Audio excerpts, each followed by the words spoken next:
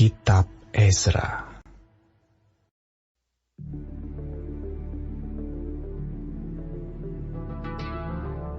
Sesudah itu, atas perintah Raja Darius, diadakanlah penyelidikan di perbendaharaan di Babel, di tempat naskah-naskah disimpan. Kemudian di Ahmeta, benteng yang di provinsi Media, didapati sebuah gulungan yang isinya sebagai berikut. Piagam. Pada tahun pertama zaman Raja Koresi, dikeluarkanlah perintah oleh Raja Koresi mengenai rumah Allah di Yerusalem. Rumah itu haruslah dibangun kembali sebagai tempat orang mempersembahkan korban sembelihan dan korban api-apian. Haruslah tingginya 60 hasta dan lebarnya 60 hasta. Dan haruslah dipasang 3 lapis batu besar-besar dan 1 lapis kayu. Biayanya harus dibayar dari perbendaharaan kerajaan. Dan juga perlengkapan emas dan perak rumah Allah yang diambil oleh Nebukadnezar dari bait suci yang di Yerusalem dan dibawa ke Babel itu haruslah dikembalikan, supaya kembali pula ke dalam bait suci yang di Yerusalem, ke tempatnya yang semula. Dan engkau haruslah menaruhnya di dalam rumah Allah. Oleh sebab itu, hai Tatnai, bupati daerah seberang sungai Efrat, dan Syetar Bosnai serta rekan-rekanmu, para punggawa daerah seberang sungai Efrat, hendaklah kamu menjauhkan diri dari sana. Biarkanlah pekerjaan membangun rumah Allah itu. Bupati dan para tua-tua orang Yahudi boleh membangun rumah Allah itu di tempatnya yang semula.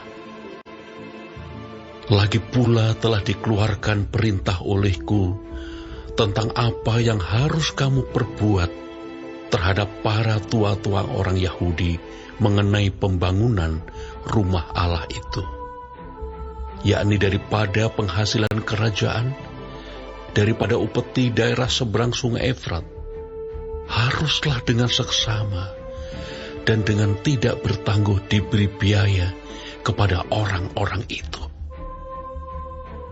Dan apa yang diperlukan, yakni lembu jantan muda, domba jantan, anak domba untuk kurban bakaran bagi Allah semesta langit, juga gandum, garam, anggur, dan minyak, menurut petunjuk para imam yang di Yerusalem, semuanya itu harus diberikan kepada mereka hari demi hari tanpa kelalaian, supaya mereka selalu mempersembahkan korban yang menyenangkan kepada Allah semesta langit dan mendoakan raja serta anak-anaknya.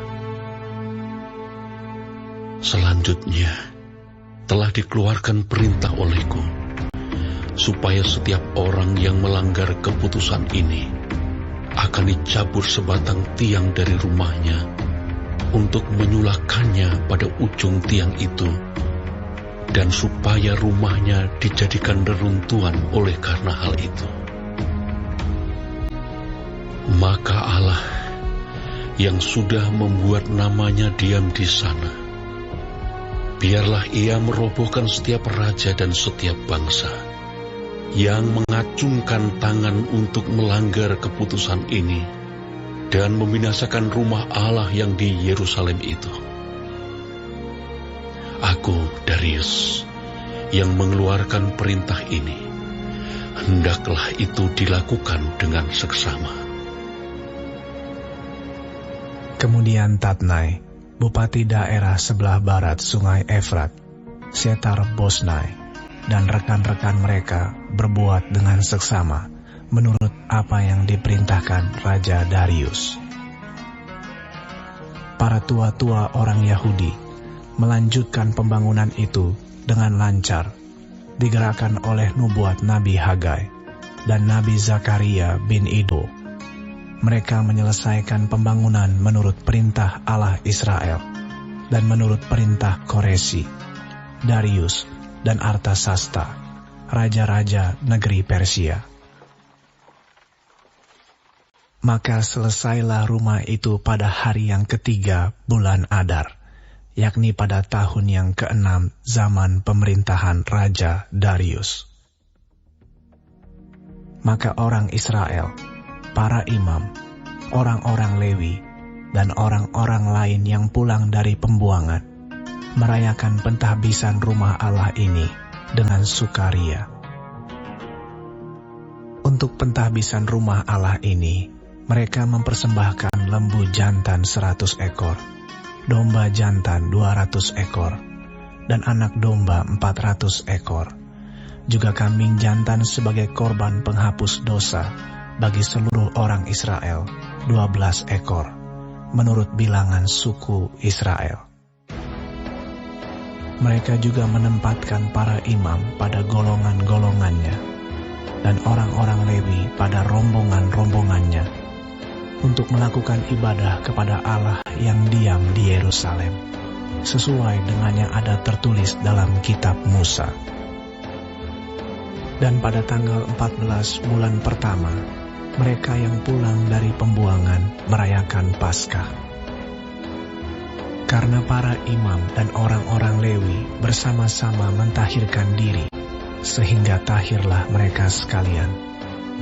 Demikianlah mereka menyembelih anak domba Paskah bagi semua orang yang pulang dari pembuangan dan bagi saudara-saudara mereka, yakni para imam, dan bagi dirinya sendiri.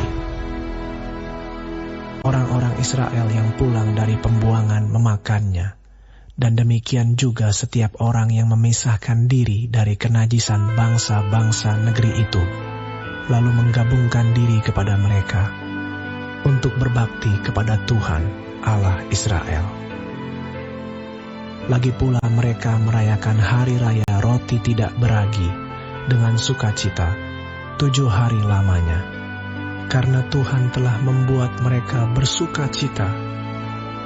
Ia telah memalingkan hati raja negeri Asyur kepada mereka, sehingga raja membantu mereka dalam pekerjaan membangun rumah Allah, yakni Allah Israel.